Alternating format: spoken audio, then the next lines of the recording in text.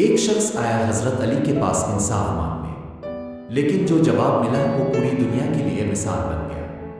دوستو، آج ہم بات کرنے جا رہے ہیں ایک ایسے عظیم فیصلے کی جو حضرت علی نے کیا اور جس میں عدل، سچائی اور ایمانداری کی وہ مثال چھپی ہے جسے جان کر شاید ہم سب کا دل لرز جائے۔ ایک بار حضرت علی کے پاس ایک یہودی شخص آیا۔ اس نے شکایت کی، علی، یہ جو زرہ ہے یہ میری ہے۔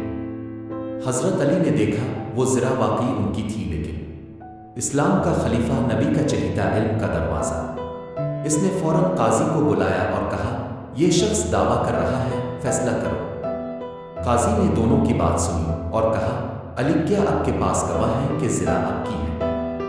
حضرت علی نے کہا، میرے پاس 2 گواہ ہیں، میرا بیٹا حسن اور میرا غلام قمر۔ قاضی نے کہا، بیٹا باپ کے حق میں گواہی نہیں دے سکتا، صرف قمر کی گواہی کافی نہیں۔ اور پھر فیصلہ ہوا، زرہ یہودی کو دے دی گئی۔ سوچو، فے وقت جو چاہے وہ کر سکتا تھا، لیکن اس نے عدل کو ترجیح دی، اپنے حق سے دستبردار ہو گیا صرف اس لیے کہ فیصلہ ایمانداری سے ہو۔